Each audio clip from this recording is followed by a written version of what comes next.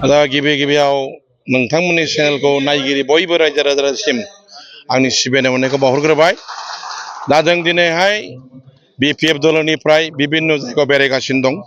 जों दिनै पर्बजरा समस्तियाव डक्टर रेजाउल करिमखौ देरहासार होनायनि थाखाय बाहाय मोनसे जों स्पेसियेल जोंहा मोनसे मिटिं जादों बिराद गिदिर गिदिर इन्टेलेक्सुवेलफोरखौ लानानै। खारन बावहाय कतगुला खोथाफोरखौ मिथिजोबैखौ जों बुंफैदों। दा बेहाय जों बेखौनो बुंगोन डक्टर रेजाउल करिमा बोरै देरहागोन बिनि अंकखौ जों स्पष्ट रायजो राजाफोरनो खिथाबाय।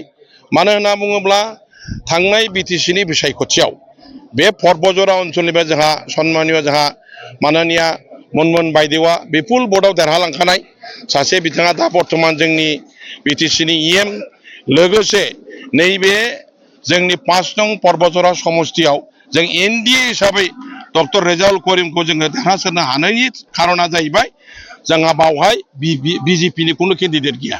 एनडिए हिसाबै बिजेपिया जोंखौ समर्थन होदों।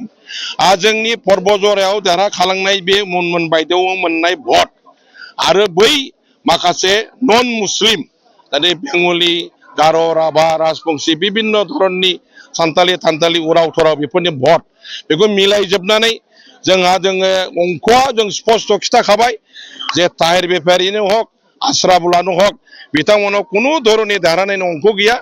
एबारनि 5 नं पर्बजरा समस्तियाव बिपिएफ बा एनडिए दलनि बिजाथि डक्टर रेजाउल करिम बिथाङा देरहासार जागोन बे रोखा बेखौनो जों बुंबाय।